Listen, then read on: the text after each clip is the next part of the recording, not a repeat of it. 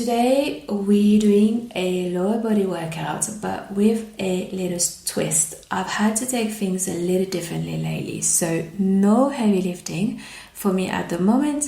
However, I do want this gain, so I want to show you today how I adapt my workout when I still want to lift, but I need to make a few changes. So this can be due to injuries, recovery, or just because you need to take things back a little. Today we're going to do 4 exercises, and the first one is a hip thrust. Now, with your hip thrust, you need to make sure you're setting up properly.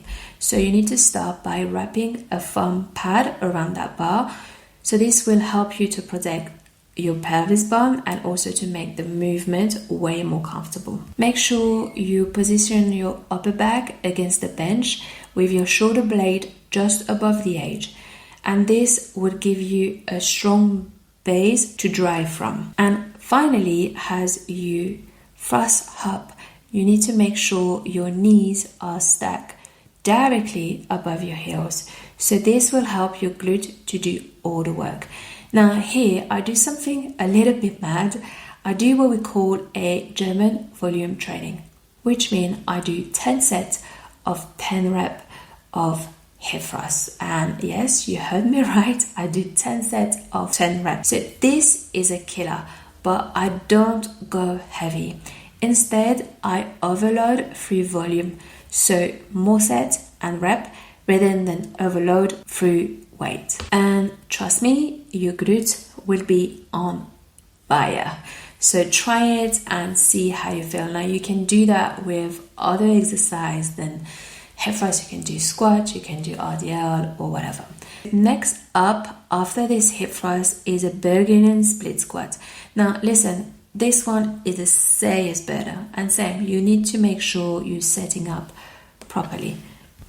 So you're going to start by placing your back foot on that bench behind you. I always help myself with the gap between the head and the body of the bench to stabilize my feet, but that's up to you. Everyone is different. You need to make sure you're not too high, your back foot is not too high or not too low, and you really want that back legs to be relaxed. Now your front foot has to be stepped far enough forward so when you drop down, your front knee stays stacked just above your ankle. And as you lower, aim for a 90-degree bend in that front leg. So make sure you drive through the heels, engage your core, and trust me, you will feel that glute switch on. Next up is a RDL, so Romanian deadlift, and this one is a classic. You know me, I love that one. So you need to make sure your spine stay neutral. So you chin down, don't start looking up or above, up to the ceiling. No, you need to make sure your spine here is neutral.